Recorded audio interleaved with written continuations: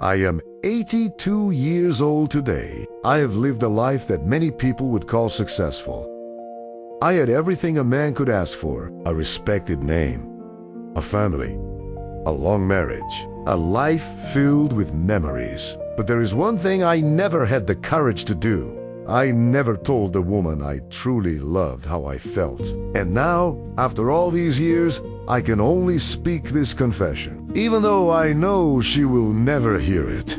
When I was young, my life was already decided for me. I was born into a family where responsibility came before happiness. Everyone expected me to become the next person to carry the weight of our family's future.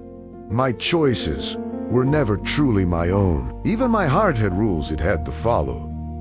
Then I met her. Her name was Anna. She was the kind of person who made the world feel lighter. She did not care about my family name or what I was expected to become.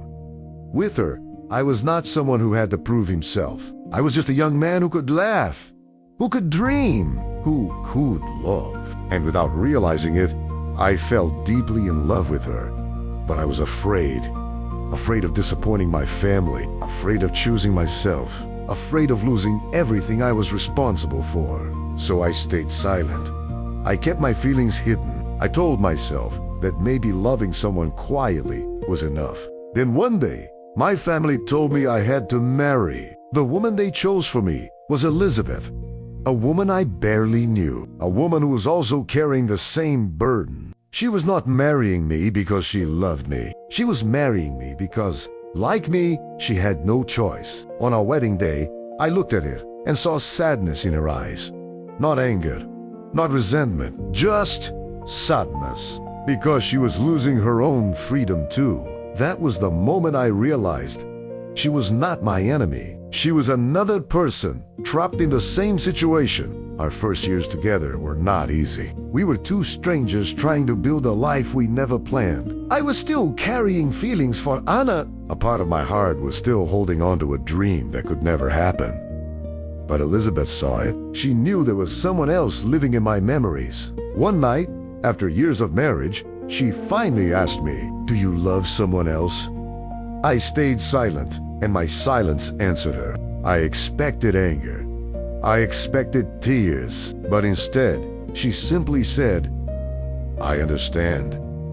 I was surprised. She looked at me and continued, "Maybe we were both forced into this marriage, but maybe we can choose what happens after." Those words changed everything. Slowly, without noticing, I started falling in love with my wife. At first, I thought it was impossible. How could a heart that once belonged to someone else learn to love again? But Elizabeth proved me wrong. She was there during my hardest days. She celebrated my victories.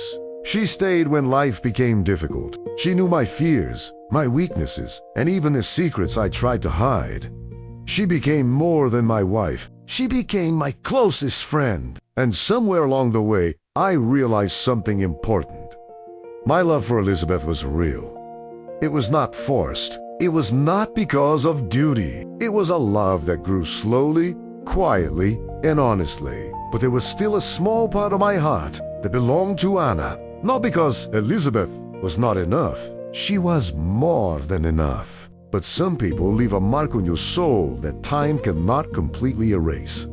Anna was my first love, the person who showed me what it felt like to love freely. Elizabeth was the love who stayed, the person who taught me what it meant to be loved in return. And for the rest of my life, I carried both truths inside me. I loved my wife deeply, but I also carried the memory of the woman I never had the courage to love out loud. For 20 years, I watched Anna from a distance. I never approached her. I never disturbed her life. I only watched quietly. I saw her get married. I saw her smile beside the man she chose.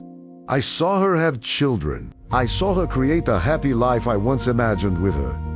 And even though it hurt, I was happy for her. Because loving someone also means wanting them to be happy, even if that happiness does not include you. But I carried one regret. I never told her.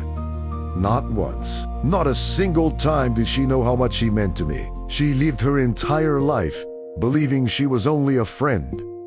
when in my heart, she was the love I never had the courage to claim. 20 years after my marriage, I received news that broke something inside me. Anna had passed away. An illness that no one could stop took her away. I sat alone with that news, and for the first time in many years, I allowed myself to cry for her. Not because she was mine. She never was. But because I lost the chance to finally tell her the truth. She left this world without ever knowing. Years continued to pass. Elizabeth and I grew old together. She became the person who knew me better than anyone. She knew about the love I buried. And somehow, she still loved me. 47 years after our marriage, I lost her too. Cancer took her away. When I held her hand in her final moments, she whispered, "Promise me you will not live the rest of your life with regrets." I told her I promised. But I knew she already understood. She always did. I never married again. Not because I was still waiting for Anna, and not because I stopped loving Elizabeth. It was because I had already experienced the two greatest loves of my life. One was the woman I never confessed my feelings to. The other was the woman who taught me what real love truly meant. Now I am old. My hands are weaker. My memories are fading. But two faces remain clear in my mind. Anna, the love I kept hidden. And Elizabeth, the love that stayed. If I could go back to my younger self, I would tell him, do not let fear silence your heart. Some words left unspoken become the heaviest things you carry. Because my greatest sadness is not that I lost Anna. My greatest sadness is knowing she lived her whole life without ever knowing she was loved so deeply by me. This is my confession. The love I carried. The love I never said. And the love I will take with me until my final day.